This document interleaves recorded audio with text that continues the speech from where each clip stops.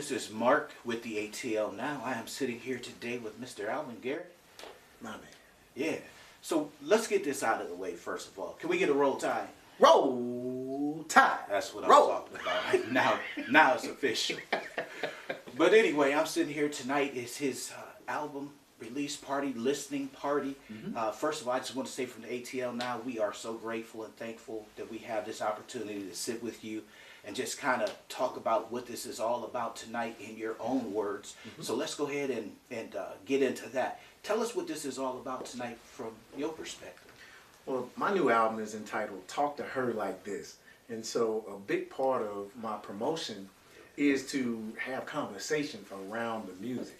Because this is a musical conversation. You remember back in the days, you know, when you want to say a little something, rap, we just say rap to the ladies, you always had some music to sort of accentuate your efforts, if you feel me. So this is that modern day project that you can grab when you want to create that kind of space with somebody you care about or that you love or that you're interested in. You know, a lot of music, you know, doesn't quite give you that. It don't get the job. But this gets the job done, and it's that musical manual. Talk to her like this. I like that. I want to ask you about that title. Where did that come from? Well, interesting story, man. I have a songwriting program called The Right Life, and I work with young people that have been impacted by the criminal justice system. So in the class, I let them hear one of my songs called You Give Me Life, which you hear on the album. And one of my students said, Mr. Garrett, you think if I could sing that song, I could get my girl back? If I learn the words to that song and sing it to her, I can get her back?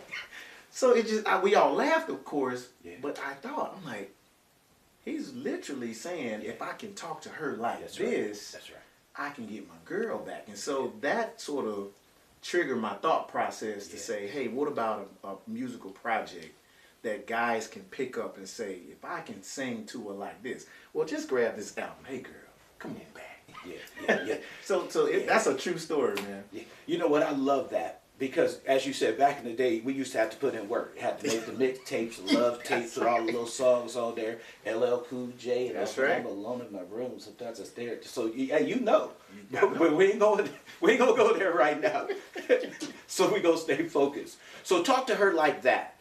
Like this. Like this. Not like that. Like this. Okay, talk to her like this. That sounds like a educational. Come to my class, let me show you how to get the job done. Absolutely. Huh. If you in the song itself is literally an instruction.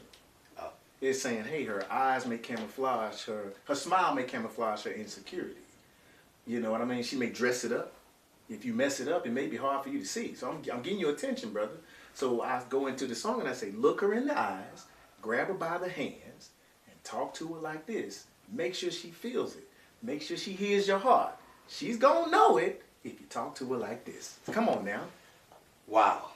That's the song. Most people are afraid to show that side of them, to show that emotion, to put it all on the table like that. Where do you get that inspiration? Where do you get that ability to just be vulnerable and expose your heart? Not only that, but put it out there so the world can see where you're coming from. Where does that come from?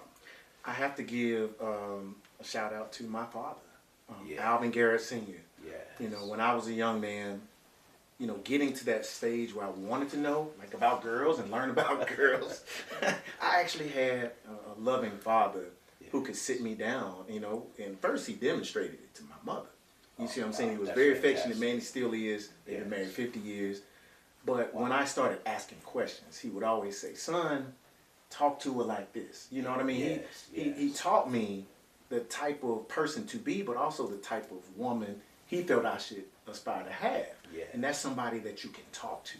Because friendship carries you further than just affection and all the other things. It's that relationship. And so he taught me that and demonstrated it, and that's just been a part of my core values growing up. I absolutely love that. We're going to be wrapping up here shortly, but there's a couple things that I want to kind of touch on when you talked about that family foundation and having a father to essentially not just teach you about life, but teach you about love and also teach you about the game. involved there. So let's kind of talk about that a little bit. Your mother, your father, you mentioned them, your upbringing from Tuscaloosa, Alabama, home of the 18-time national champion. I like how you know your stats. You know his stats, y'all. We're going to set that to the side. We're going to get back to this.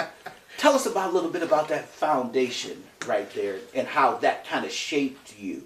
Because, ladies and gentlemen, before he takes it, I want to tell you, I'm sitting here with a fascinating, incredible human being today. So I need you to understand what he's saying to you. I want you to hear his heart today, because he's teaching you some things. If you listen, go ahead, take that over for me. Well, my